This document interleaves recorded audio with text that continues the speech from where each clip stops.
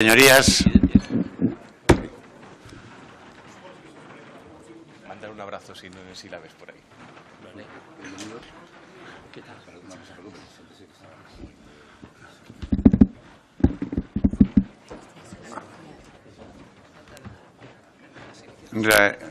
reanudamos la sesión con la comparecencia del señor Romero González, catedrático de Geografía Humana en la Universidad de Valencia.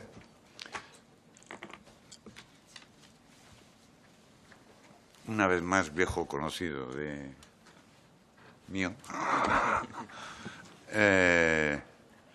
Y el que tiene la palabra por el tiempo razonable. 30 minutos. Que hemos acordado.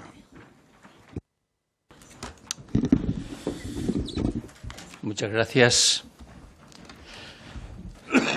presidente, miembros de la mesa, señorías. Verdaderamente es un privilegio para mí estar aquí. Verdaderamente me siento ahora mismo privilegiado por poder compartir ideas en las que he venido trabajando durante las últimas décadas respecto de una mirada de la organización territorial del Estado,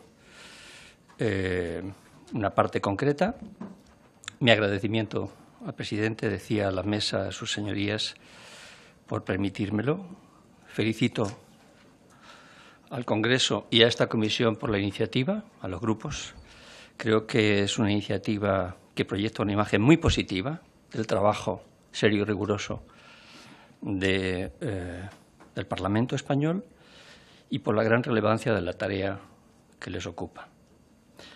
El cometido, personalmente, se me antoja a la vez complejo, no exento de dificultades, pero inaplazable. El nombre de la comisión ya indica mucho para la evaluación y modernización del Estado autonómico. Personalmente, les decía, hace casi 30 años que vengo trabajando aspectos relacionados con la organización territorial del Estado. Personalmente ignoro la cantidad de oxígeno político que existe en este momento en España para abordar este cometido. Lo ignoro. Veremos, Pero, en todo caso, creo que es un conjunto de iniciativas importantes que ayudará, de una parte, a mejorar lo que creo que es una carencia histórica en nuestro caso, parte de nuestro desajuste secular, que es intentar construir una idea afectiva de España. Me parece que en este asunto hay mucho trabajo por hacer. Dar un significado pleno a la realidad de un Estado compuesto, capaz de reconocer la diversidad profunda en el seno de una democracia madura. Creo que hay mucho trabajo por hacer ahí, desde el ámbito académico y, desde luego, en el ámbito que a ustedes les ocupa y que tan importante es para los ciudadanos españoles. Y de otra parte, en todo lo que tiene que ver con superar, me voy a centrar aquí, lo que yo defino como déficit institucionales o déficit de gobernanza en aspectos muy importantes a la hora de formular políticas públicas en un Estado multinivel como el nuestro. Un Estado en el que, como ustedes saben, hay 4 niveles de gobierno que nos conciernen: el europeo, el gobierno de la Administración General del Estado, el gobierno central, las comunidades autónomas, que en este caso, como ustedes bien saben, son parlamentos con poderes legislativos, y los gobiernos locales. Un Estado complejo, grande, diverso, que no es fácil de articular, y por eso me felicité cuando vi el nacimiento de esta comisión. Y al mismo tiempo, en un contexto, no se lo voy a ocultar, en un momento que yo defino como histórico. Entiendo por histórico uno de esos momentos en los que a lo largo de nuestra historia afloran parte de nuestros desencuentros seculares. Desencuentro secular o desajustes seculares es un término que acuñó el profesor Elorza hace mucho tiempo, derivado de... El profesor Álvarez Junco también ha trabajado esta idea, derivado de la dificultad de construir y dar sentido pleno a la idea de Estado-nación, todavía un concepto en el que hay recorrido y que nos diferencia de otros Estados-nación que han tenido más éxito en darle sentido pleno a esta idea, como Francia o Portugal. Nosotros no somos como esos países, más bien nos agrupamos con otras democracias liberales que tienen otros problemas distintos derivados de la coexistencia de pueblos que se sienten diferentes y tal vez podrían caminar juntos, como el Reino Unido, como Canadá, como Bélgica. Y decía, aflora nuestro desencuentro secular aproximadamente cada 100 años, fíjense qué casualidad, viene experimentando algún tipo de cambio, de tensión o movimiento en nuestras aguas más profundas. Si ustedes repasan, el profesor Santos Juliá y Álvarez Junco han trabajado esta idea mucho.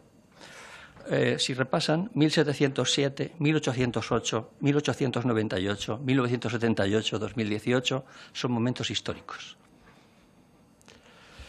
que nos obligan a pensar. 2018 es un momento histórico que nos debe obligar a pensar.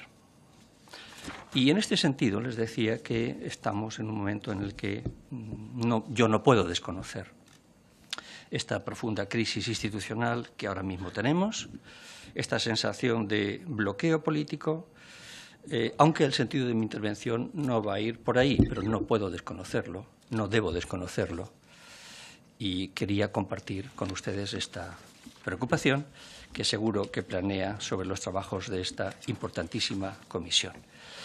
Mi intervención va referida a la organización territorial del Estado, a las dificultades de organización de un Estado que hemos llamado autonómico, a las dificultades de formular, a los desajustes que yo percibo, naturalmente, en la formulación de políticas públicas, algunas, especialmente aquellas que tienen un fuerte impacto territorial, y, por último, haré una reflexión final sobre en qué momento, a mi juicio, nos encontramos en cuanto al desarrollo de lo que llamamos como Estado autonómico, y una reflexión final sobre este momento histórico al que me acabo de referir. El Estado autonómico nace en un contexto muy determinado, muy específico, muy concreto. Un 25 de octubre de 1977 se formalizan los llamados Pactos de la Moncloa, a mi juicio uno de los puntos de inflexión más importantes de la historia de España, que dio lugar, naturalmente, a lo que ha sido, a mi juicio, el mejor momento, el momento más fructífero de la historia de España, desde ese momento hasta la actualidad. Nunca hemos tenido niveles de estabilidad política, de seguridad, de bienestar, de prosperidad, de extensión del estado de bienestar como en este periodo. Nunca. Por tanto, ya ven ustedes que yo me alineo con aquellas personas que entendemos que los llamados pactos de la transición fueron fundamentales y muy positivos para el Reino de España. Decía, en octubre del 77 se firman los pactos de la Moncloa, que fue un conjunto de pactos políticos. La idea del pacto político es muy importante, a mi juicio. Pacto por la monarquía, pacto de gestión de la historia, pacto democrático, pacto social, pacto de reconocimiento de nacionalidades históricas. Estos fueron algunos de los pilares fundamentales de aquellos pactos, que luego se llevaron a la reforma, a la redacción de la Constitución, en aquellos debates constitucionales que tan importantes fueron y que tanto enseñaron a tanta gente y siguen enseñando a tanta gente en relación con cómo se pueden alcanzar acuerdos políticos de largo alcance que finalmente se proyectan en un texto constitucional que ha durado tanto tiempo y que espero que siga durando mucho más. El dictado autonómico era el pacto de distintas visiones de España. Ustedes no desconocen esto. Distintas visiones de España que han existido y que existen. En este punto no existen consensos básicos en España todavía, ni en el ámbito académico ni en el político. Yo he llegado a esta conclusión. No es buena ni es mala, me limito a constatar este hecho. Distintas visiones de España que han tenido momentos en los que se han puesto de manifiesto en esta misma casa, con ocasión de los debates del Estatuto de Cataluña de los años 30, fue un momento en el que estas visiones afloraron con toda su extensión, y finalmente en los debates constitucionales del 77 y 78 de nuevo. unos debates extraordinarios en los que se hablaba con normalidad de estas cosas. Déjenme que les diga que comparta con ustedes una apreciación personal. Se hablaba con más normalidad de estas cosas, es decir, de cómo España es un Estado muy complejo, en el que a veces es muy difícil para algunos entender que Estado y nación no siempre significan lo mismo, no tienen por qué significar lo mismo. Creo que se hablaba con más normalidad de estas cosas en el 77 que ahora. Si ustedes revisan los debates constitucionales, lo verán. Da igual la orientación de los diputados que formaban aquella comisión y luego en pleno. Lo relevante es que se hablaba con más normalidad que ahora de estas cuestiones tan relevantes. Decía Ernest Lluch, uno de mis maestros, que en las Españas vencidas del siglo XVIII, uno de sus libros más importantes, fíjense, Españas en plural, que los pactos que dieron lugar a la Constitución es lo más parecido a la realidad de las Españas desde el tiempo de la monarquía compuesta, decía Ernest Lluch, en ese libro que para mí fue determinante. Y otro de mis referentes académicos, el profesor Juan Linz, que nos dejó hace unos años, hablaba de estos temas con mucha más claridad que ahora, en el año 1973 y 1975 y 1977. Fíjense qué modernidad aflora en algunas de sus afirmaciones escritas en el año, les decía, 73. Por ejemplo, Juan Linz decía que para el caso español era muy importante establecer la distinción entre Estado y nación, que era muy importante. Y decía, cito textual, «Solo esta claridad conceptual permitirá entender que para la mayoría de los españoles España es un Estado-nación que suscita en ellos un sentimiento de solidaridad que no produce en ellos ninguna otra afiliación grupal.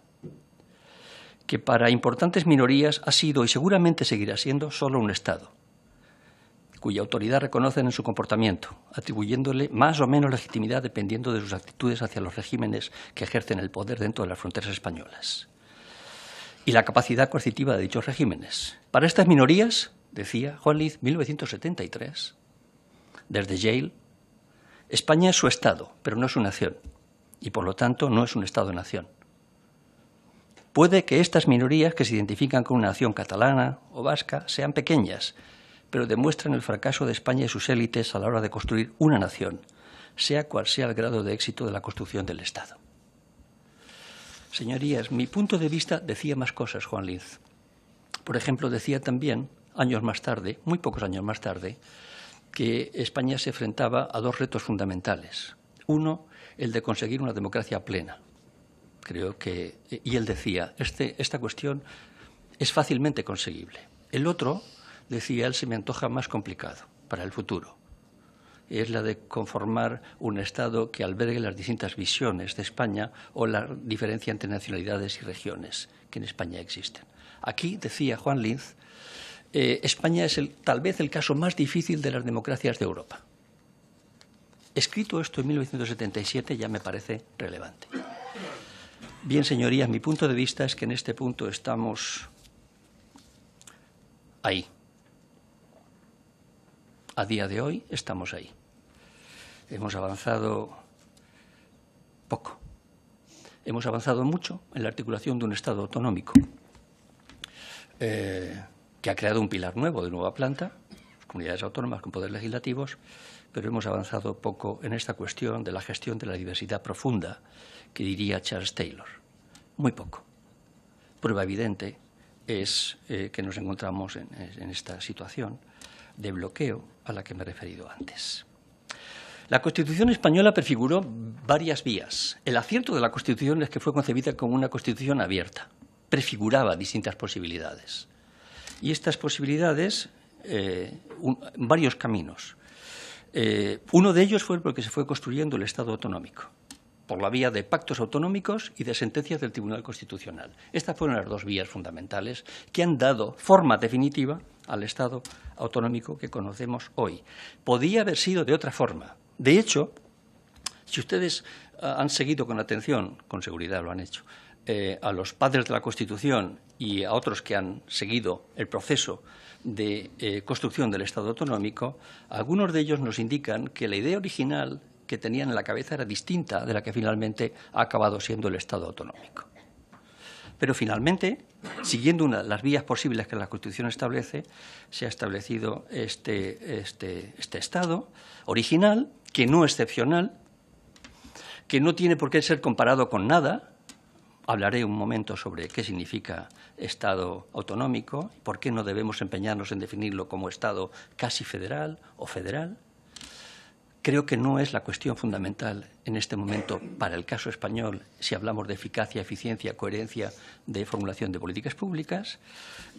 Bueno, un Estado original, que no excepcional, que avanzó mucho en la configuración de pilares nuevos, una nueva distribución del poder político, gobierno central, comunidades autónomas, gobiernos locales, que pospuso para más adelante la cuestión secular que tanta energía ha consumido y seguirá consumiendo. La existencia de pueblos, algunos definen como naciones internas, que no tienen por qué convertirse o aspirar a convertirse en estados. Esta complejidad fue pospuesta. Queda enunciada, pero fue pospuesta por todos. Y además aceptado por todos. Y todo el mundo aceptó de buen grado el texto final de la Constitución y algunos ámbitos, como ustedes conocen bien, como por ejemplo en Cataluña, tuvo más respaldo en el referéndum posterior que en otras partes de España. Esta nueva organización supuso una nueva distribución de poder. Yo creo que fue en parte improvisada. Yo creo que fue en parte improvisada de manera querida. Y ha sido por la vía de los pactos que se ha ido dando forma a esta organización que ahora conocemos como tal. Hubo intentos de racionalización. Algunos actores políticos pensaron que era tal vez demasiado generalizado la organización territorial que se estaba alumbrando y hubo un intento de racionalización. Pero esto fue un punto de inflexión importante, porque la LOAPA finalmente, a través de la sentencia ulterior del Tribunal Constitucional, definió cuál podía ser el límite, el techo, las capacidades atribuibles a las comunidades autónomas y qué capacidades atribuibles, competencias al Gobierno central. En aquel caso, aquella sentencia creo que fue básicamente autonomista.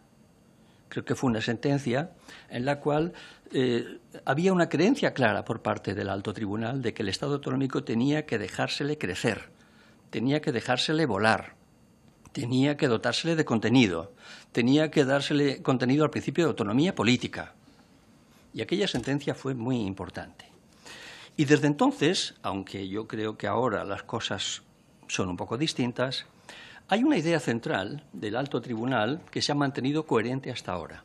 Y es, desde el año 83, primera sentencia, y es, nosotros somos un Estado muy complejo, compuesto, así le define el Alto Tribunal, que requiere de altas dosis de sofisticación democrática para organizar el proceso de toma de decisiones.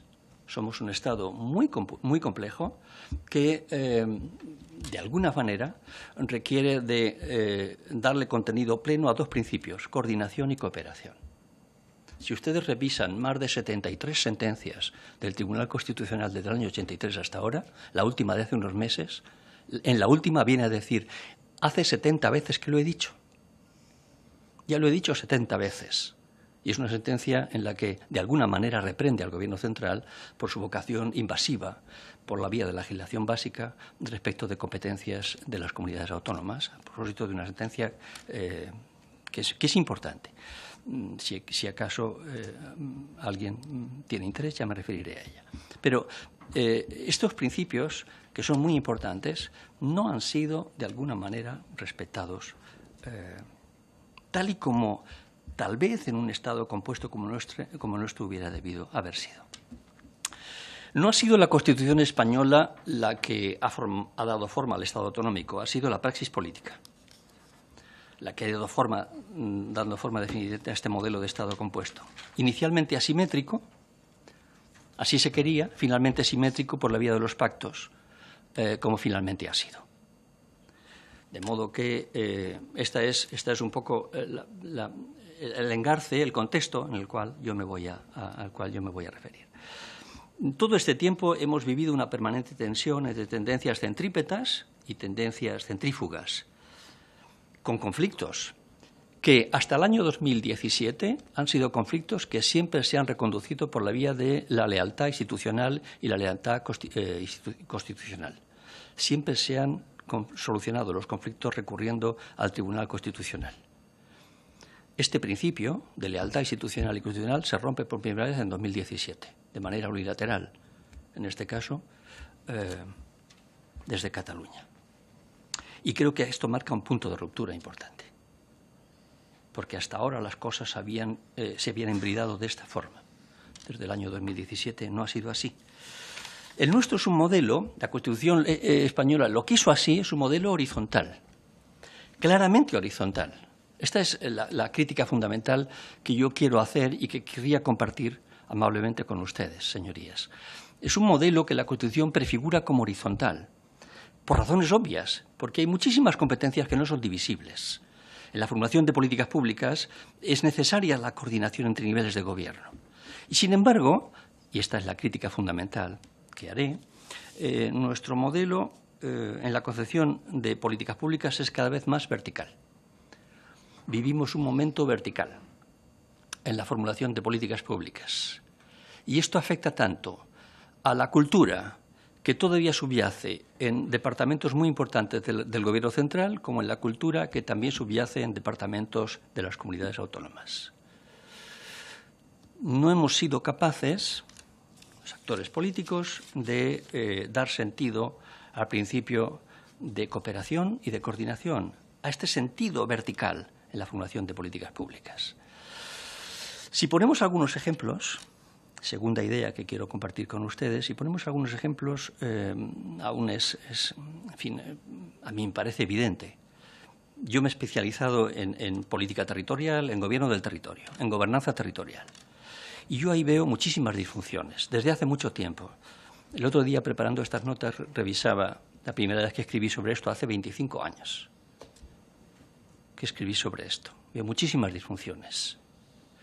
Muchísimas disfunciones derivadas de un poco de la concepción de la cultura. Creo que hay un problema cultural muy importante, que no solo radica o está situada en el ámbito de los responsables de departamentos ministeriales o de consejerías, sino de altos funcionarios también.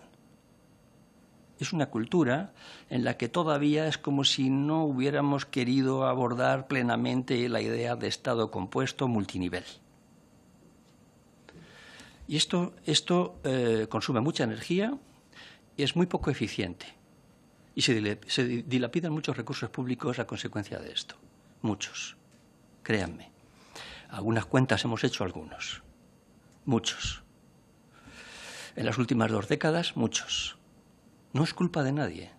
Tal vez es un problema de diseño, vinculado a un problema de cultura política, de la cultura de la coordinación y de la cooperación. Insisto, desde el año 83, el Tribunal Constitucional dicen, ocúpense de esto, nosotros tenemos que pensar en esto. Esto es muy importante, pero cuesta mucho. Por ejemplo, no es verdad, como a veces se dice de algunas comunidades, que la competencia de ordenación del territorio sea competencia exclusiva de las comunidades autónomas. No es posible. Primero, porque las sentencias del Tribunal Constitucional dicen que no es posible, y en segundo lugar, porque no es posible, realmente. Porque no son competencias divisibles. No es verdad que en materia de política turística, fíjense qué pilar tan importante para la economía española, las competencias sean exclusivas de las comunidades autónomas. No es cierto. No debería ser así. Ya sé que son competencia exclusiva, pero no del todo, porque hay una parte muy importante que radica en el Ministerio, en el Gobierno central, que tiene amplias capacidades para la dimensión exterior, subvenciones para la formulación de planes específicos, que requieren de pensar juntos, que requieren de dar sentido al principio de coordinación. Ya saben que, de acuerdo con nuestro alto tribunal, coordinación significa un cierto reconocimiento de jerarquía, cooperación significa voluntariedad. El Tribunal Constitucional lo deslindó hace mucho tiempo esto. En ambos campos tenemos un déficit muy importante. Bien, no les voy a cansar con las sentencias. Estamos ante este escenario, pero los hechos nos indican que no vamos por ahí. Fíjense, un problema fundamental que tenemos ahora, el Consejo Nacional del Clima. Es evidente que el impacto del cambio climático va a ser muy importante en España. El informe de la Agencia Europea de Medio Ambiente dice que en ecosistemas como el nuestro va a ser muy importante. Tenemos un Consejo Nacional del Clima, tenemos una Comisión de Coordinación de Cambio Climático en el Gobierno central. ¿Cuál es su virtualidad? Muy escasa. Muy escasa. A veces se reúnen una vez al año, con muy poco contenido. A eso le llamo yo déficit de cultura de la coordinación. Ahí tenemos un problema muy importante. Y agencias estatales, tenemos muchas agencias estatales. ¿Verdaderamente son agencias estatales, en el sentido estatal, que podía tener un Estado como el alemán? ¿Federal? No. Son agencias del Gobierno central. El único que tienen de estatal es el nombre, pero realmente no está el Estado representado ahí, salvo en algunas muy concretas. Por ejemplo, la del Consejo de Política Fiscal y Financiera, pero esto no es una agencia estatal propiamente dicha. Muchas, la mayoría, son agencias del Gobierno central. Es decir, no se ha sido capaz de integrar el conjunto de actores políticos que toman decisiones en agencias verdaderamente, genuinamente estatales. Ahí tenemos un problema muy importante. Planificación de infraestructuras. Es evidente que habría mucho terreno por recorrer ahí. El Gobierno central, a través de sus últimos 4 planes de infraestructuras, miren si son capaces de movilizar recursos públicos. Y lo que es más, de estructurar o desestructurar el territorio. Son muy importantes estas inversiones en infraestructuras. ¿Hay coordinación con los gobiernos autonómicos en España en este campo tan importante? Yo les digo, muy escasa. A veces el Gobierno central se limita a dar cumplimiento al concepto de oída la administración correspondiente. Esto no es suficiente, sobre todo cuando hablamos de decenas de miles de millones de euros y la capacidad estructurante o desestructurante que tienen estas inversiones en el territorio.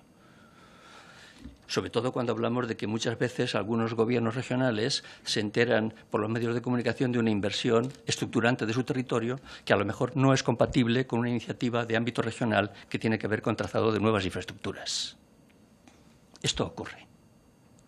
Y no tiene que ver con orientación política de mayorías o minorías, ni parlamentarias ni de gobiernos. Tiene que ver con cultura política, con cultura de la coordinación y de la cooperación, creo yo. En gestión integrada de áreas litorales, nosotros tenemos un mandato europeo y ha sido un auténtico fracaso. Déjenme que lo diga así. Un auténtico fracaso. Nosotros somos uno de los pocos países de la Unión Europea que ha sido incapaz de verdaderamente dar sentido a una política de gestión integrada de áreas costeras. ¿Existe un plan estatal de litoral? Existe. ¿Existen por cada comunidad autónoma con litoral un plan regional litoral? Existe. ¿Existe coordinación entre ellos? No. Aquí tenemos un problema muy importante. Muy importante. ¿Hemos cumplido con Bruselas? Sí.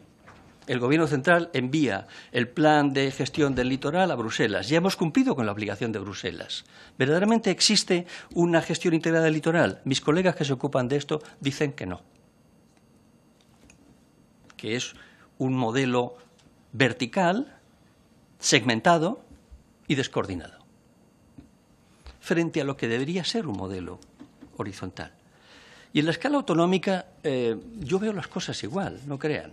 Por ejemplo, ¿qué me llama la atención de la última década? ¿Cuál es la anomalía española que yo destacaría más en materia de cómo hacemos las cosas, cómo se formulan las políticas públicas de gran impacto? Pues la gran anomalía española es que España es el único país de las democracias liberales de nuestro entorno que no ha sido capaz de dar coherencia a las políticas para las regiones metropolitanas, por ejemplo. Por ejemplo, si ustedes repasan Alemania, verán que tienen 6 modelos de gestión metropolitana en función de los 6 contextos institucionales y económicos distintos, uno para cada gran área. Nosotros hemos sido incapaces de formular una política de metropolitana, la ciudad real es esto, no es la ciudad administrativa, con coherencia. Somos la anomalía europea. Fíjense que hablo de cosas que, ya lo diré al final, que nada tienen, no obligan para nada a la reforma constitucional ni nada de esto. Hay muchos más ejemplos. De modo que hemos avanzado mucho en retórica, pero muy poco en políticas concretas. Tercera idea, ¿cuáles son los límites del Estado autonómico? Yo creo que estamos muy lejos de un Estado que se pudiera asemejar a lo que definimos como un Estado de matriz federal o de inspiración federal o de textura federal. Mi colega Luis Moreno dice que España es un Estado con textura federal pero sin cultura federal. No me voy a entretener en el término federal, ¿eh? No me voy a entretener porque me parece que esta no es la cuestión. Podía llamarse Estado autonómico si tuviera una estructura en el proceso de toma de decisiones propia de países muy descentralizados, con poderes legislativos regionales y con una estructura multinivel. No me hago fuerte en el concepto federal. Es más, no es relevante para esto que yo estoy compartiendo con ustedes. No es relevante. Pero estamos muy lejos de esta forma de proceder. Es lo que a mí me llama más la atención, ¿no? ¿Sería posible, conveniente abordar algunas reformas? Sin duda alguna. Yo creo que aquí hay consenso académico sobrado. Déjenme que lo diga así, sobrado. Es evidente que el Estado autonómico necesita un modelo de financiación nuevo. No me voy a entretener porque ustedes lo conocen mejor que yo. El modelo actual no es transparente, no es equitativo, no es justo y requiere de un modelo de financiación. Requerimos un modelo de financiación nuevo que elimine asimetrías, que elimine injusticias, que elimine ineficiencias, que elimine déficit de financiación para proveer los mismos servicios públicos. Todo el mundo lo sabe, porque de hecho tenemos una comisión de expertos que viene trabajando en ello, vinculada a esta misma Cámara. ¿Sería bueno repensar el modelo territorial del título octavo? Sin duda alguna. ¿Sería bueno disponer de un Senado como Cámara territorial? Probablemente. Es más, sería muy bueno. Yo creo que fue la gran asignatura pendiente que los padres de la Constitución no resolvieron bien. Lo creo sinceramente. Creo que es la parte más débil de la Constitución del 78. La pieza más débil es no haber dispuesto de un Senado territorial. Necesitamos que la Administración General del Estado repiense muy seriamente en el 2018, en el Estado autonómico actual, sus funciones en el conjunto del Estado, sin duda alguna. Pero aquí déjenme que les transmita mi escepticismo constructivo respecto de hacia dónde podremos avanzar. En 2006 yo tuve el honor de participar en una comisión que se ocupó de esto para el Gobierno de España, propuestas para reforma de la Administración General del Estado. 2006 se hizo entrega de aquel documento, si no recuerdo mal, en Presidencia. Hasta hoy nunca más se supo de aquel documento. Pueden reclamarlo, porque estoy seguro que el 60% de aquellas medidas podían seguir siendo válidas en la actualidad. ¿Sería bueno que avanzásemos en cooperación multilateral? Lo necesitamos. ¿Sería bueno que le diéramos sentido a la figura de las conferencias de presidentes? Sin duda alguna. ¿Sería bueno que le diéramos contenido a la figura de las conferencias sectoriales? Sería imprescindible. No quiero que sean conferencias sectoriales o de presidentes como en Alemania. No es un tema de nombres, es un tema de eficacia. Es un tema de diseño de gobierno, de formulación de políticas públicas con fuerte impacto económico, social, ambiental. Es de esto de lo que estoy hablando. Nuestras conferencias no pueden depender del humor del ministro de turno que convoque. No es razonable. No es esta la tradición de los países compuestos como las democracias de nuestro entorno. Pienso en Alemania ahora. Es evidente que la conferencia de presidentes sería una figura, debería ser una pieza fundamental en el caso español, que por cierto yo vincularía al Senado. Por cierto, sería una pieza fundamental. Aquí nos encontramos con un déficit muy importante. Bien, ¿y qué decir del gobierno local? El gobierno local creo que ha sido la pieza más desatendida de estos últimos 40 años. Así lo digo. Creo que en este campo de los gobiernos locales, en España, se requeriría una repensada muy seria, muy rigurosa, sobre todo ahora a la vista de cómo van las cosas en procesos de descentralización, sería muy importante. Insisto en ello, el gobierno local es muy importante. Conclusión de esta parte. Dejaré 3 minutos para una reflexión final. Hace tiempo que el problema que tenemos en España y la solución no está en el ámbito académico. Hace tiempo que el problema y la solución está en el ámbito de la política. Yo creo que la academia ha hecho su trabajo, lo ha hecho bien. Podemos decir muy pocas cosas más en cuanto a cómo mejorar la eficiencia y eficacia de la organización territorial del Estado autonómico. Me parece que ya hace tiempo que el problema y la solución está en la mesa de la política. Y por eso me siento privilegiado de estar aquí. ¿En qué punto estamos ahora? No puedo dejar de compartir un punto de preocupación. Creo que estamos en un punto de un cierto proceso de recentralización. Creo que estamos un poco ahí. Hay como una cierta erosión de la autonomía política. Hay como una cierta tendencia de exportar las competencias vía normativas básicas. Hay un cambio de orientación en las sentencias del Tribunal Constitucional en clave recentralizadora, muy distinta de las sentencias de los años 80. Esto es lo que percibo. Esto es lo que percibo. Y yo personalmente creo que esto no es un camino bueno después de haber recorrido con éxito la construcción de un Estado muy descentralizado como el español, no es un camino aceptable. Creo que ir por la vía de una nueva LOAPA de facto no es el camino aconsejable, desde luego el camino que yo estimo como conveniente. Más bien creo que el otro camino es el mejor, el de perfeccionar, el de reformar para perfeccionar, el de incorporar mucha sofisticación democrática en el diseño y en los acuerdos. Y una reflexión final. Aunque fuéramos capaces de avanzar en todo esto que les acabo de decir, de coordinación, de eficacia, de eficiencia, de coherencia territorial, de sostenibilidad, aunque la técnica federal que se utilizara en España nos permitiera ser un Estado modélico en cuanto a la coordinación y la cooperación, en cuanto a la concepción de la idea de gobierno horizontal, de gobiernos horizontales, nuestro problema fundamental, nuestro gran desafío colectivo no es este. Y no puedo acabar sin referirme a él. Nuestro gran desafío colectivo es el reconocimiento de la diversidad profunda.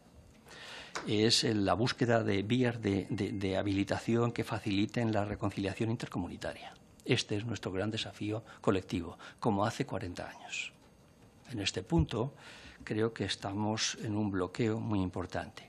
Es decir, nuestro gran desafío colectivo sigue siendo el antiguo, que no viejo, problema de distinguir entre Estado, naciones, nacionalidades y regiones, porque este asunto sigue abierto, sigue pendiente, sigue inacabado.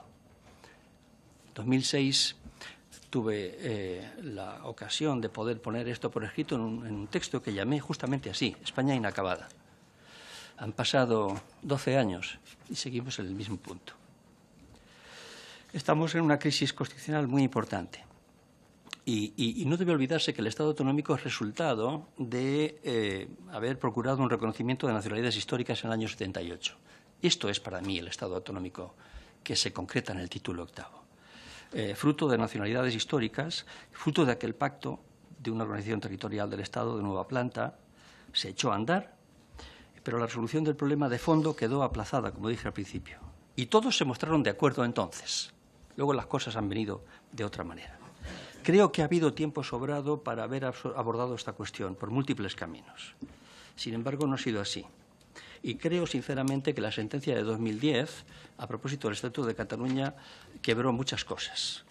Nunca olvidaré aquella frase que escribió en junio de 2010 el señor Roca i Unyent: España tiene un problema. Y comparto aquella idea. Ya nada será igual. Creo que ya nada será igual. Ni siquiera para hablar de organización territorial del Estado. Creo que estamos en un momento histórico por esto. Nada será igual. El modelo de Estado se verá afectado. Y el diseño de organización territorial también, porque son planos distintos, pero indisolubles. La solución que se adopte está en sus manos, en las que yo no voy a entrar. Me gustaría que acertasen, muy sinceramente. Me gustaría mucho que acertasen.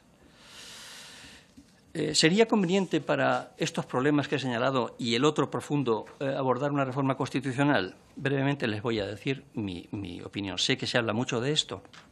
En el fondo, yo hago mías las notas de la comisión de colegas, las reflexiones sobre la reforma constitucional, las hago mías. Hago mío el dictamen más antiguo del Consejo de Estado. Hago mía la conveniencia de abordar una reforma constitucional. Hago mío el último acuerdo adoptado por el Gobierno valenciano de proponer una reforma constitucional, que, por cierto, se aprovecharía para, por ejemplo, en elementos muy específicos, como el derecho civil, pues valenciano, pues poderlo actualizar. Una reforma acotada, creo que sería deseable, porque creo que son tiempos de reformas, pero a mí personalmente no me parece probable en este momento. En el fondo, si ustedes lo piensan bien, ¿qué es una Constitución? Una Constitución es un acuerdo político con la asistencia técnica. Esto es una Constitución para mí. Un gran acuerdo político con la asistencia técnica. Y la pregunta que yo me hago es, ¿existen elementos fundamentales para pensar que en 2018, en estos momentos, estamos en condiciones de alcanzar un acuerdo político al que luego dotar de contenido técnicamente en forma de Constitución? No. Se puede hablar de conveniencia, pero me parece que es poco probable. No veo condiciones a día de hoy. Pero, precisamente por eso, es por lo que creo que se puede avanzar por la vía de la política de las cosas concretas, por la vía de reformas que no requieren ninguna reforma constitucional a fondo y profunda, porque muchas de las cosas que les he dicho no requieren ninguna reforma constitucional. Si exceptuamos al Senado, que podía dotarse de contenido sin reforma constitucional, albergando allí la conferencia de presidentes, el resto de cuestiones que les acabo de decir se pueden aprobar básicamente por leyes orgánicas. Por tanto, todas las que les he dicho. Y algunas no tienen que ver ni siquiera con leyes, tienen que ver con cultura política, con cultura de la coordinación y de la cooperación, pero otras muchas con leyes, ¿no? Y en este sentido acabo agradeciendo de nuevo su amable atención. En este sentido deberíamos seguir avanzando, al menos que nos sorprenda a todos una posible reforma en su día, pues trabajando y habiendo avanzado en campos fundamentales como este. Muchísimas gracias y quedo a su disposición.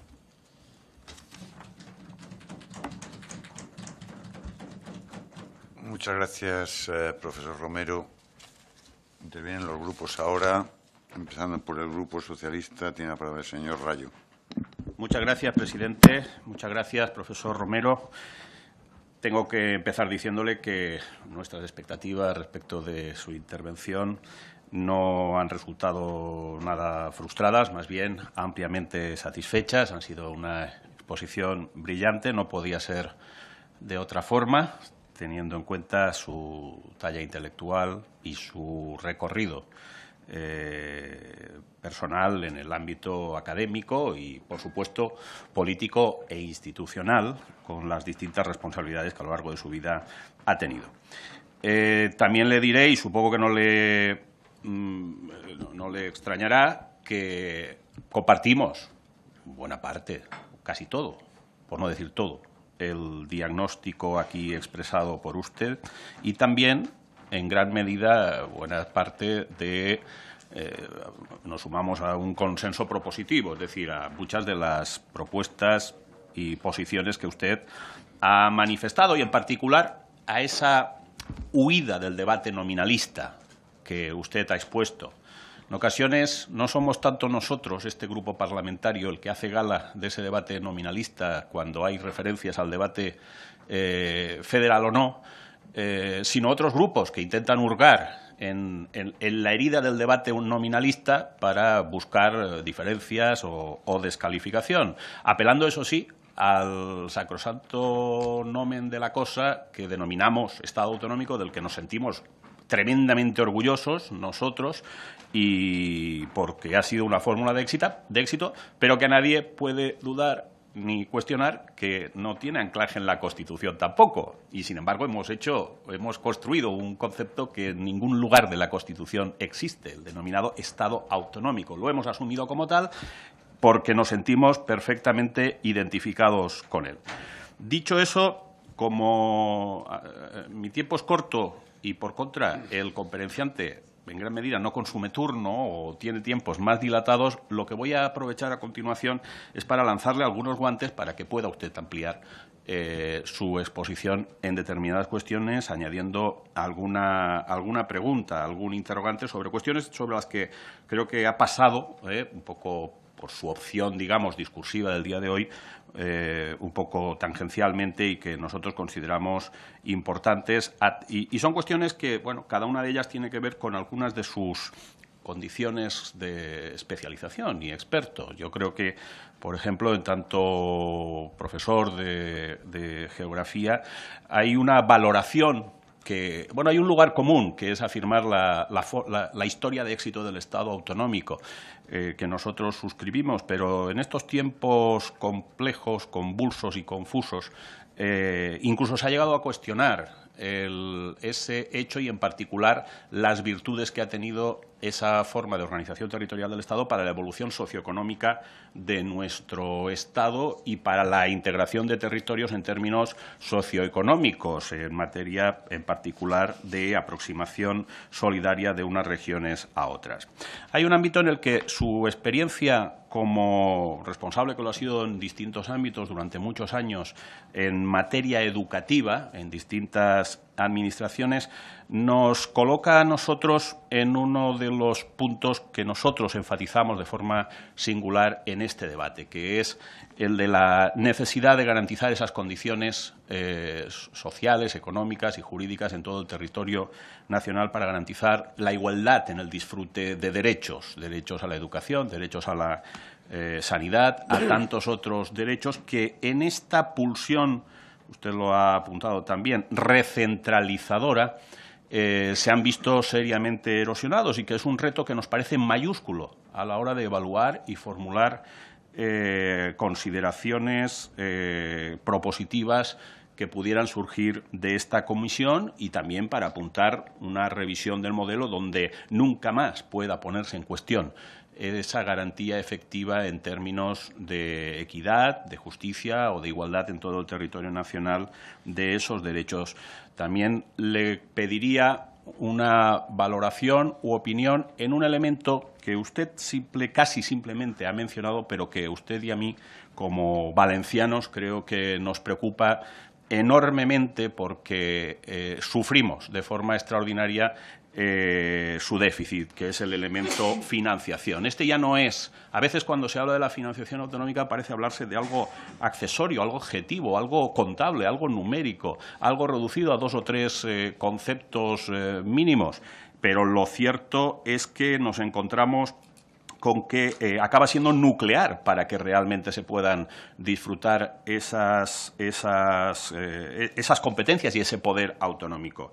Y voy terminando con una última cuestión, señor presidente, a la que apenas ha aludido usted, pero que en trabajos escritos sí que ha hecho referencia, que es cómo integrar en este momento en el marco constitucional esas reivindicaciones de identidad nacional que no se ven satisfechas. Hoy parece que conceptos en gran medida superados a la hora de entender esa diversidad, como es el de hechos diferenciales, que fueron pactados en el 78, donde se consideraban hechos diferenciales consensuados algunos, otros simplemente pactados, ha hecho referencia al derecho civil, a su distinta a su distinto tratamiento, en particular en el tema valenciano, pero lo cierto es que hoy hay un federalismo puramente simétrico incluso y se intenta limitar su asimetría reivindicando esos conceptos en gran medida desfasados. Señor Rayo. Sí, termino ya, presidente. ¿Cómo integrarlo sin caer en debates federalistas, pero cómo hacerlo posible? ¿Cómo hacerlo posible sin una reforma constitucional? Esa me parece que es una pregunta mayúscula que, aunque usted haya hecho una opción concreta y determinada en su exposición de hoy, pues queda abierta. Gracias, presidente. Gracias, señor Rayo. Por el Grupo Parlamentario de Ciudadanos tiene la palabra el señor Cano. Muchas gracias, presidente. Gracias, señor Romero. Señor Cano. La verdad es que ha sido una exposición muy amplia, muy extensa, y a mí me gustaría, antes que empezar las preguntas, pues hacer algunas consideraciones, pero me interesa más hacer las preguntas y a riesgo de resultar esquemático, prefiero hacerlas antes que quedarme sin formularlas. De un lado, ha dicho también que la complejidad de la diversidad del Estado del Estado autonómico fue pospuesta. Y ha comentado algunos ejemplos de lo que quedó sin resolver, por ejemplo, el tema del Senado. No sé si podría poner algún otro tipo de ejemplo. Cuando ha hablado de ordenación del territorio, ha hablado de supuestos, por ejemplo, el turismo, donde interesaría a lo mejor que el Estado tuviera más protagonismo del que tiene ahora. La pregunta es, ¿no significaría eso una recentralización que iría un poco en contra de lo que ha manifestado? También quería preguntarle, cuando ha hablado de la eventual reforma de la Constitución, entiende que debería ser una reforma acotada. ¿Qué es para usted una reforma acotada? ¿Cuáles son los límites que debería alcanzar? Hablando del tema de Cataluña, que es una cosa que no podemos obviar porque es la actualidad del día de hoy, ¿en qué se equivoca este movimiento secesionista independentista de la evolución que ha manifestado usted aquí, que tendría que ir el Estado en esta reciente recentralización y quizás desapoderamiento de competencias de comunidad autónoma? Es decir, ¿qué es lo que está haciendo mal, aparte de lo que ya todos sabemos, según su planteamiento que ha hecho al día de hoy? ¿En qué se equivoca realmente este planteamiento? Yo la intervención la tenía preparada de acuerdo, entre otras cosas, al esquema que usted planteó en un libro que se llamaba La Organización Territorial del Estado. Entonces, respecto de ese libro, en una de las partes de ese libro, usted decía que la Constitución engloba, entre otras muchísimas cosas, zonas de sombra. ¿Qué quería decir con ese tipo de afirmación de zonas de sombra y renuncias? Respecto al tema de financiación, aunque lo ha tocado de pasada, yo sí que le quería preguntar, porque también ha sido un tema de actualidad, si no considera usted que la reciente aprobación del cupo vasco, bajo un procedimiento sin luz y taquígrafo, en contra del criterio de los técnicos, agravaría todavía más la asimetría de la que usted hablaba en este libro. Libro en el que usted también hablaba de que abogaba por la realización de pactos de Estado. No sé si esos pactos de Estado estarían en consonancia con los pactos que habló de Moncloa, que se hicieron en el año 77, y me gustaría saber el alcance y el contenido. Y respecto también, otra información que he sacado de una entrevista que le hicieron a usted, en donde hablaba de que uno de los principales problemas más acuciantes del nivel territorial de actuación, usted hacía una serie de tendencias, una escala superestatal y una escala intraestatal. Respecto de la primera, de la supraestatal, hablaba de que habrá como una especie de regionalización de la globalización. Y yo le quería preguntar, cuando habla de esa globalización regionalizada, ¿se está refiriendo a un ámbito muy superior al que actualmente tienen las comunidades autónomas? ¿Esa sería la reforma en la que tendríamos que haber caminado todos estos años? Y le quería preguntar, en relación a este tema también, si no cree que la evolución del Estado autonómico ha generado diferencias de derechos entre las personas que ocupan distintos territorios. En esa evolución de este Estado autonómico, la configuración que cada comunidad autónoma ha hecho, e incluso en esa variación que ha hecho de doctrina o de consideración del Tribunal Constitucional del principio a la más reciente, si no ha ido eso en evolución, quizás un ámbito mayor de autonomía, pero sí también en detrimento de la igualdad de los derechos de las personas en los distintos territorios. Respecto al tema de local, recojo también unas palabras suyas donde se decía que la realidad metropolitana es un hecho, la ciudad real es un hecho que desborda la ciudad administrativa. Las ciudades reales engloban 60 o 70 municipios en aquella época, decía usted. Yo le quería preguntar si no cree que el régimen local necesita una reforma orientada precisamente a que las corporaciones locales, en sus distintos ámbitos, puedan mantener la prestación de los servicios de una manera agrupada. Especialmente, lógicamente, estamos hablando de los municipios de pequeña población. Y ya termino preguntándole si, le hago referencia a una anterior comparecencia de comparecientes aquí, creo que fue uno de los padres de la Constitución, que dijo que el término de naciones no contenta al sector independentista y es confusa para el resto. Y yo le quiero preguntar, ¿no cree usted que hablar de democracia plurinacional comparando Estado y Nación es un discurso más terminológico que real? Muchas gracias. Muchas gracias, señor Cano. Por el Grupo Parlamentario Mixto, el señor Baldoví. Moltes gràcies, senyora presidenta. En primer lugar, agradecerle al ponente su intervención, con la que, evidentemente, estoy bastante de acuerdo. Me voy a extender muy poco porque prefiero que hable él en el poco tiempo que queda que hablaré yo. Entonces voy a ir muy al grano. Usted ha hablado de que queda mucho trabajo por hacer. Ha dicho básicamente en el ámbito político y ha insistido en dos ideas, a mi modo de ver, novedosas en esta comisión, como es la coordinación y la cooperación, y en otro término que es el de cultura política, que yo evidentemente entiendo que lastra mucho el funcionamiento de este Estado. En ese sentido, yo le pediría que aquello que se le ha quedado en el papel, que aproveche para decirlo. Y mis preguntas serían, hay yo diría que casi total unanimidad en que el Senado se tiene que reformar. Yo he visto ponentes de diferentes orientaciones en el que hablan siempre de esa reforma del papel del Senado. Y en cambio usted ha hablado también de que ve poco oxígeno político.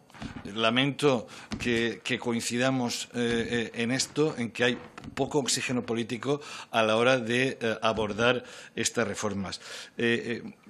En ese sentido, le pediría que se extendiera un poco más en esa reforma del Estado. Y luego, como soy una persona que proviene del ámbito municipal, usted ha hablado del nivel de los ayuntamientos. Yo creo que se habla poco cuando hablamos de Estado, de reformas, y se habla poco de los ayuntamientos. En ese sentido, también que se extendiera un poco, porque ha sido muy escueta su intervención. Y una pregunta. El tema de las diputaciones, ¿encajan, no encajan? Deberíamos suprimirla, ya que hablamos de esto. Y, por último, es una petición que hago a la Presidencia. Probablemente este trabajo que se hizo en el 2006 probablemente estaría bien que lo tuviéramos los miembros de la comisión, en definitiva, ya que ha dicho el ponente que un 60% de aquellas propuestas que se hacían serían válidas incluso hoy. Muchas gracias. Muchas gracias, señor Baldoví. Tomaremos nota de la petición que se hace desde el Grupo Mixto. Por el Grupo Parlamentario Popular, la señora Sánchez Camacho. Muchas gracias, señora presidenta. Buen día, buenos días, señor Romero. Ha sido un placer escucharlo, sinceramente, y agradecerle su presencia aquí y valorar positivamente, como usted ha dicho, y coincido plenamente en la capacidad de esta comisión y la importancia de esta comisión en la evaluación de nuestro modelo autonómico a lo largo de este tiempo. Y, además, debo confesarle que está siendo un trabajo muy grato para todos los compañeros de esta comisión el poder realizar la misma. Debo decirle, señor Romero, que estaba coincidiendo con usted en muchos de los aspectos hasta que casi hemos llegado a la mitad o al final de su intervención, en la que discrepo sustancialmente de algunas de las cuestiones planteadas. Pero no por ello quiero realizarle unas reflexiones previas.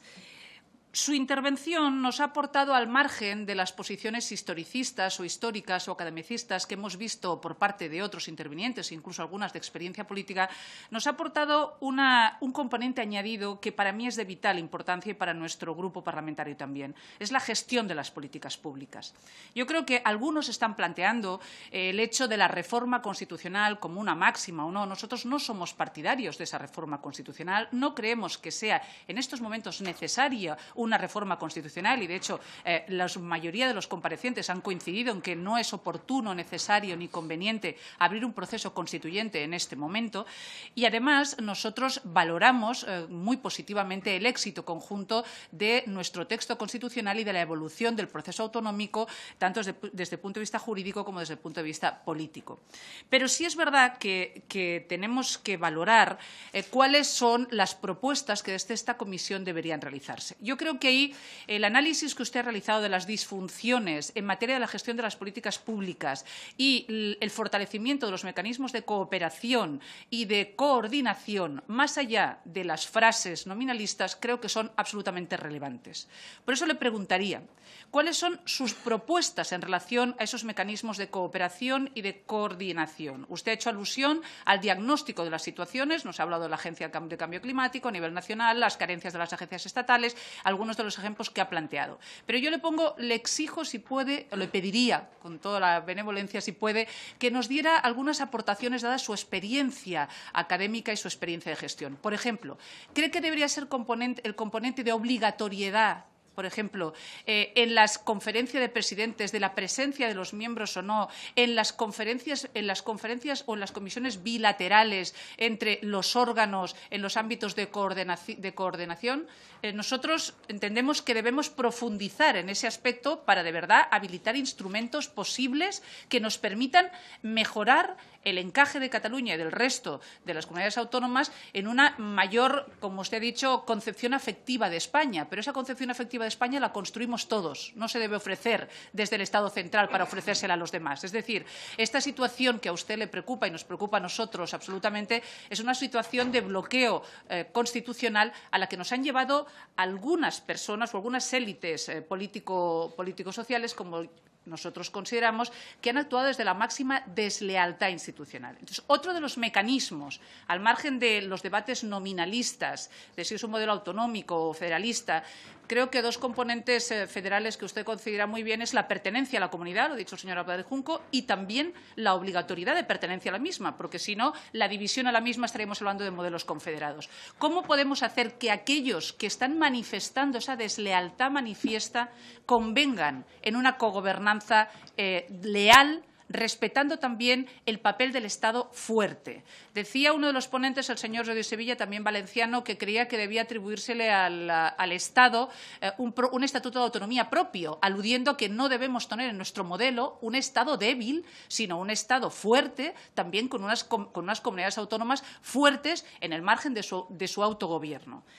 Respecto a la España inacabada a la que usted referencia, no sé si hacía referencia a garantizar el 131.1 y el 131.2 de nuestra Constitución, evidentemente el que no haya privilegios, el que no haya desigualdades, el que además no se premie, entendemos que debe ser así, a los que han actuado con absoluta deslealtad y además rompiendo la constitucionalidad que ha estado imperando, como usted ha dicho, hasta 2017, que se ha producido el punto de inflexión, que fue justo el año pasado. Yo le quería preguntar ahí ¿cuál cree que podría ser ese bloque de constitucionalidad, si esa España inacabada que usted ha reiterado ahora después de 12 años que sigue inacabada está cerrada desde el punto de vista del 150.2 o sigue esa España inacabada y abierta desde el punto de vista de la transferencia de esas competencias, si es necesario cerrarla y también el desarrollo de esas competencias básicas y su carácter exclusivo al que usted ha hecho referencia, que yo comparto absolutamente?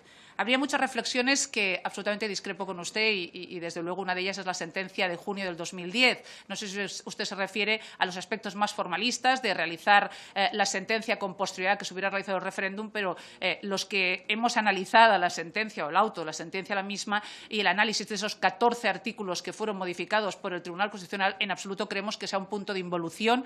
Y además le añado otro componente mayor. Creo que la utilización de esa sentencia desde el punto de vista de la doctrina política ha sido utilizada por los independentistas cuando les ha convenido, porque el artículo al que hace referencia usted, el señor Roca, se produce en el 2010, pero no vuelven hasta 2012 a recuperar el tema de la sentencia del Constitucional en su memorial de greuges, que desde Almirall hasta ahora sigue. Y se lo digo además porque pactaron con el Partido Popular a lo largo de esos 2 años, porque el partido que presentó el recurso, entre otros que lo presentaron, obtuvo los mejores resultados de su historia en las elecciones de noviembre y porque Convergencia y Unió también obtuvo los mejores resultados de su historia en las elecciones de noviembre. Por tanto, una cosa forma parte de la historia que se encuentra y otra la que es la realidad. Presidenta, acabo con 2 cuestiones que me parecen absolutamente relevantes que nos pudiera ayudar el compareciente, y es el del modelo de financiación. El modelo de financiación, comparto evidentemente que las entidades supraestatales suponen además un coste y una disfunción que usted ha dicho y que Bobbio también dijo,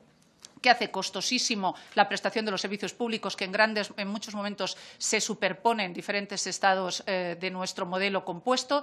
Pero yo le quería preguntar, ¿usted estaría de acuerdo en incorporar, o cuáles son los principios que cree que deben incorporarse, los de ordinalidad, los de ejecución finalista de un proyecto presupuestario a la sazón como el modelo europeo, en el cual esos fondos tengan que ir ejecutados a una determinada ejecución y no puedan ser utilizados por las comunidades autónomas o una parte de ellos de los fondos establecidos para otras cuestiones que no tengan que afectar a ello. ¿Usted cree que se deben tener en cuenta las balanzas fiscales, como ha tenido el independentismo desde el 2012 hasta ahora, utilizando como agravio comparativo cuando en modelos federados como Alemania ni son indicadores de ratios entre los Länders, ni además se cumplen las sentencias que allí mismo se estaban estableciendo por parte de la interpretación que han hecho los independentistas catalanes?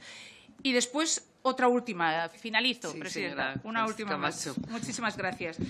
Hacía usted referencia a esa cultura de la coordinación y de la cooperación que los altos funcionarios no la tienen. ¿Qué cree que deberíamos implementar de esa cultura de la coordinación o de la cooperación para que los estadios administrativos intermedios puedan, evidentemente, ser útiles, eficaces y podamos tener una política de gestión de los servicios públicos eficiente y eficaz, que es lo que queremos todos los españoles en función del interés general? Muchas gracias, Presidenta, y muchas gracias, señor Romero.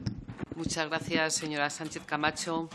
Profesor González, tiene usted la palabra. Muchas gracias. Procura 10 minutos. Vale. Muchas gracias, presidente, por economía de tiempo. Ya me gustaría poder desarrollar mucho más. Entiendo que su tiempo es precioso, muy valioso, y yo debo ajustarme a lo que se me indica desde la presidencia. Las observaciones que me ha hecho el ilustre representante del Gobierno, del Grupo Socialista. Muchas gracias por compartir parte de mi diagnóstico.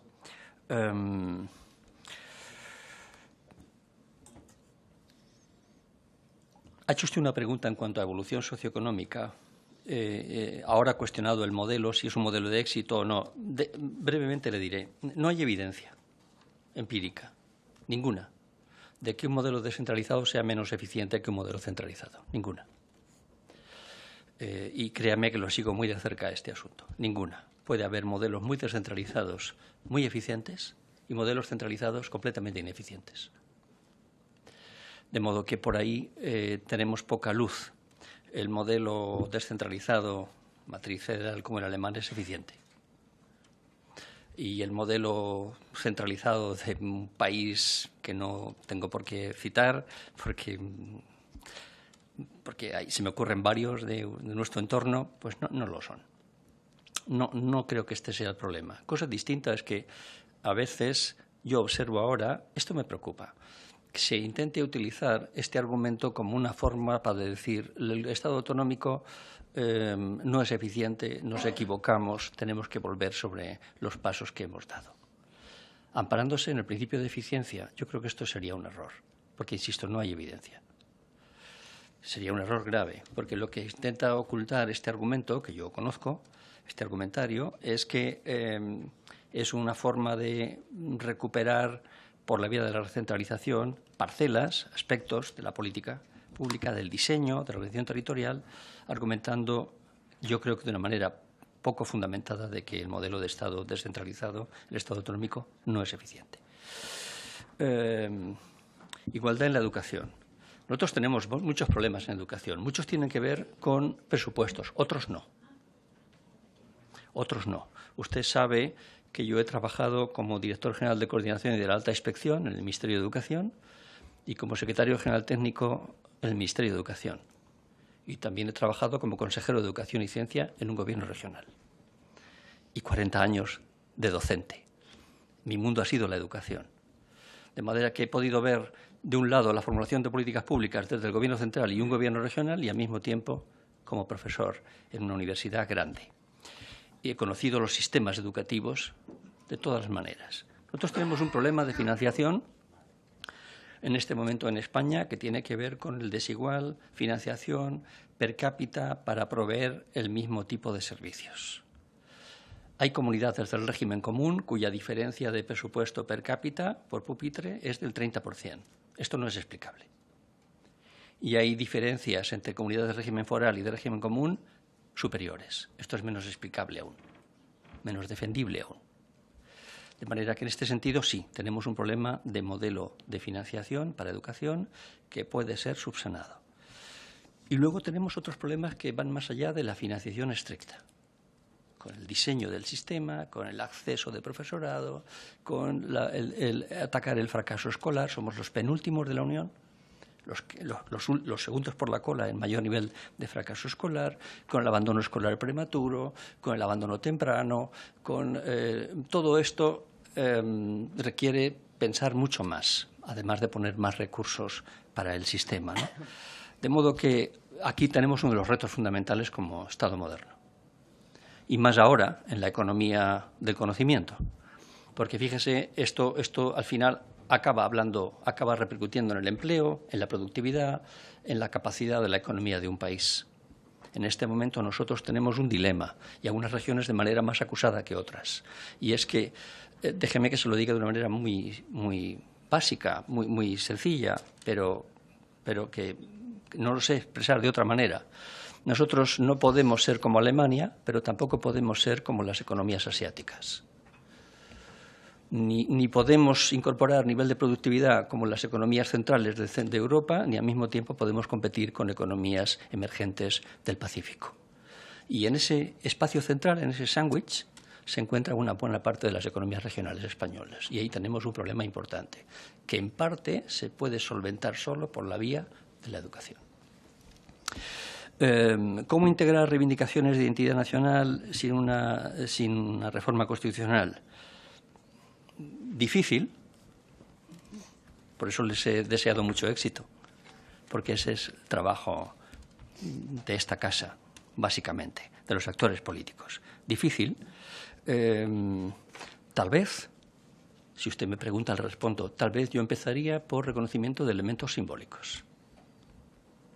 Yo empezaría, por ejemplo, por las lenguas españolas, por ponerle un ejemplo, que yo creo que no cuesta dinero y que envía señales muy positivas al conjunto del Estado.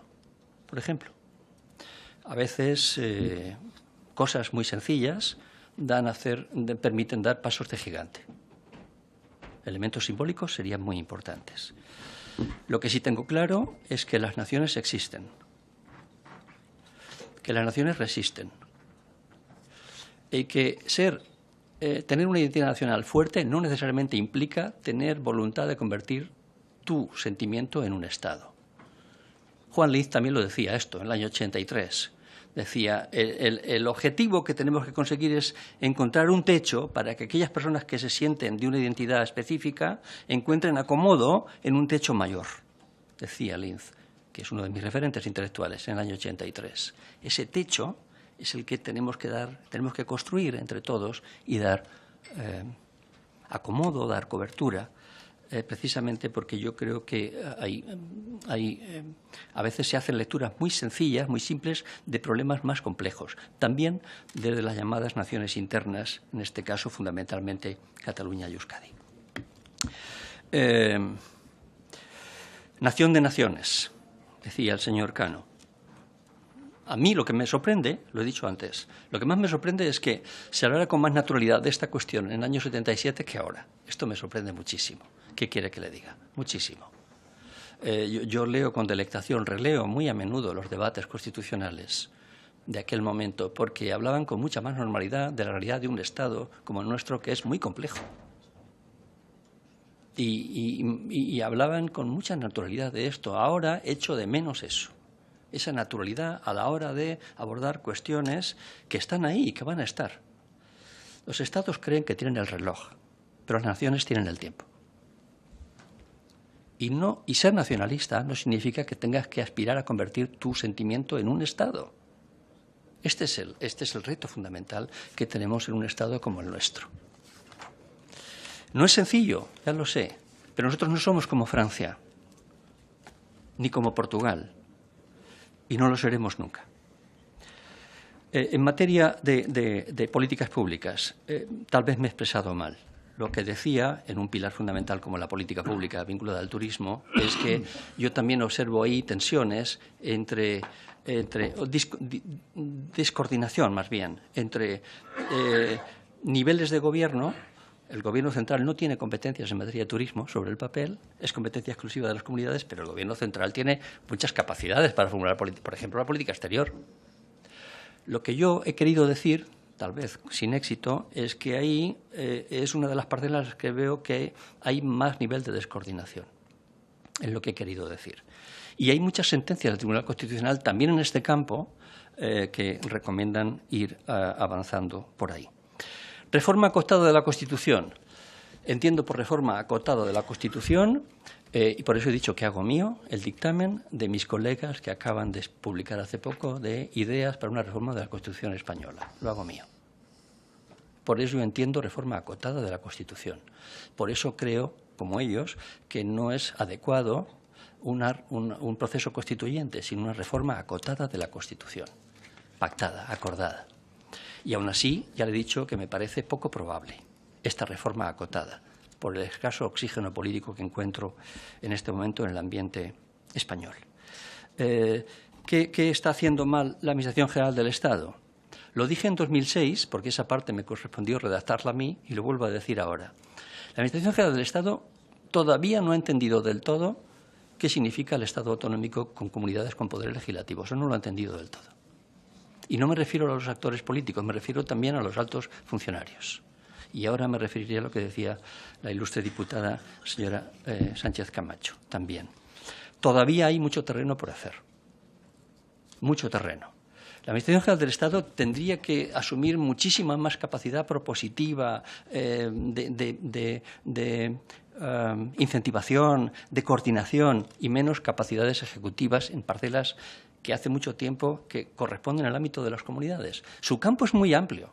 Es más, yo creo que no lo ha desarrollado en su plenitud. Es amplísimo. Y en ese documento tan antiguo ya, pues decíamos muchas cosas. Cupo vasco, asimetría. Nosotros tenemos unas asimetrías muy importantes en financiación.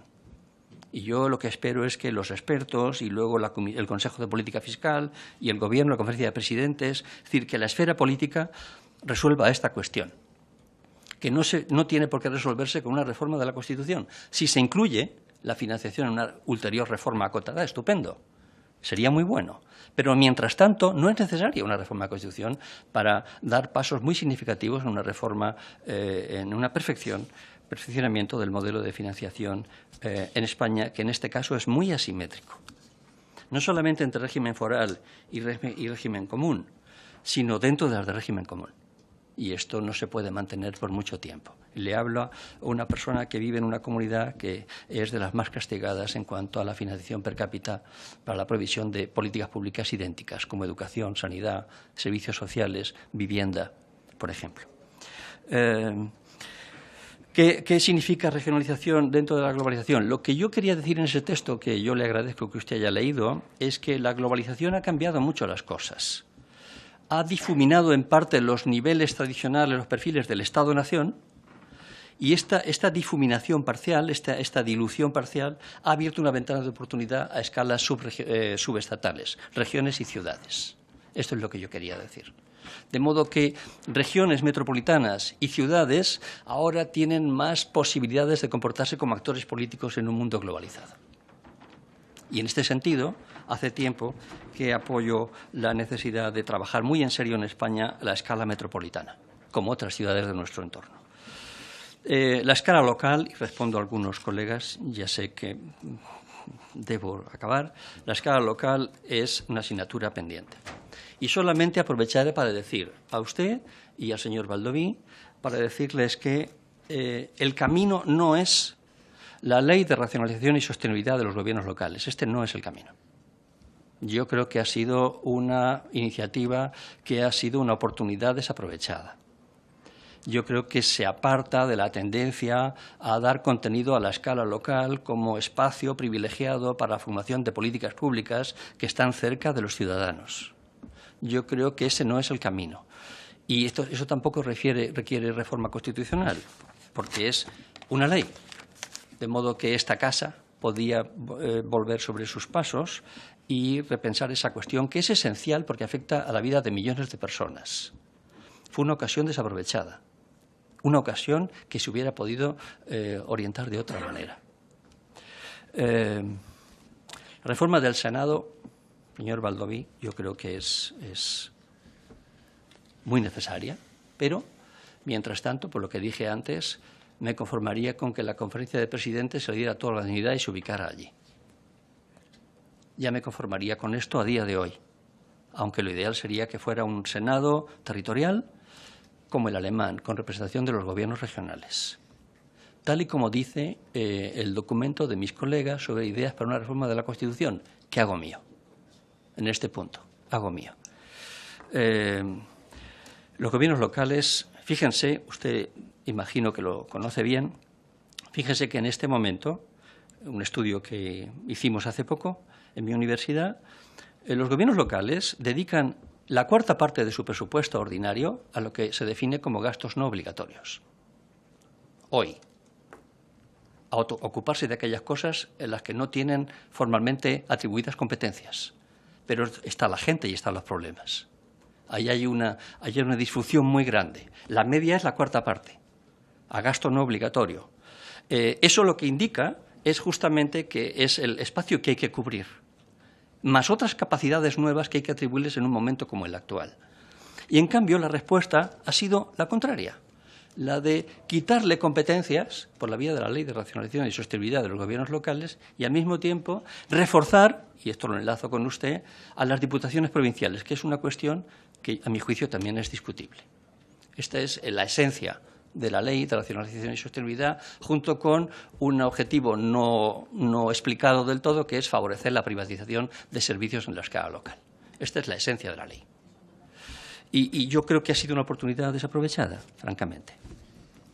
Señora Sánchez Camacho, muchísimas gracias también por su intervención, y me ha hecho tantas preguntas que estoy seguro que el presidente me reñirá.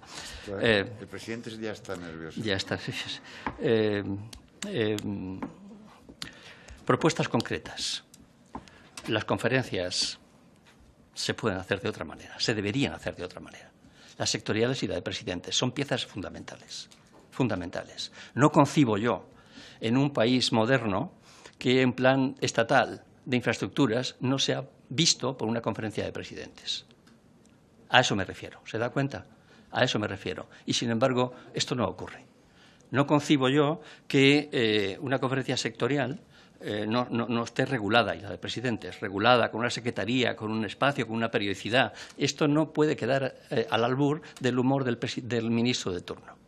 Esto no funciona así, no debería ser así. Creo que es un error. Las agencias estatales deberían ser estatales, verdaderamente estatales, no del Gobierno central. Y los planes nacionales deberían ser planes estatales. Es decir, no de los ministerios del Gobierno central, sino para el conjunto del Estado. Esto ya serían, para mí, pasos casi revolucionarios, permítame que lo diga así. Nosotros estamos en un punto muy anterior a esto, y esto nos resta muchas energías y muchos recursos. Vuelvo a decir por segunda vez. ¿Cómo recuperar la lealtad institucional entre las partes? No lo sé. No será sencillo. La fractura política, social y emocional que se ha producido en España tendrá costes y durará mucho tiempo. Política, social y emocional. No sé. Lo que sí sé es que se ha roto un valor precioso que hemos tenido en España durante 40 años, que es la lealtad institucional, que cuando había un conflicto se remitía al Tribunal Constitucional, y esto se ha roto. Y esta ruptura tendrá consecuencias. Tendrán que hacer lo posible como actores políticos para que esto sea así. España inacabada, cerrada, hay que cerrarla, no lo creo.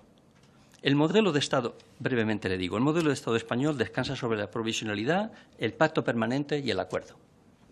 Yo creo que aspiraciones a cerrar, sé que se dice mucho, a cerrar el modelo, a acotar el modelo, a poner por escrito lo que le corresponde a cada uno, en un Estado compuesto como el nuestro no será sencillo. Provisionalidad, desde acuerdo, diálogo y pacto permanente.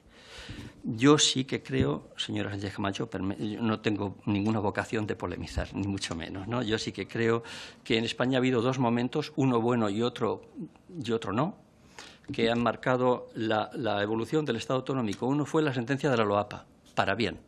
Aquel Tribunal Constitucional apostó por el Estado autonómico. Otro ha sido la sentencia del 2010, que deriva de un recurso. Esa sentencia es un punto de inflexión, de varios recursos. Esa sentencia es un punto de inflexión. Esa sentencia ha marcado una ruptura emocional importante. Y, en todo caso, insisto, no tengo ninguna vocación de polemizar.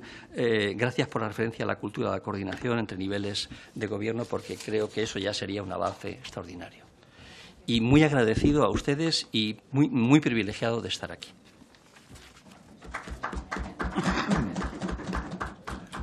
Muchas gracias, señor Romero.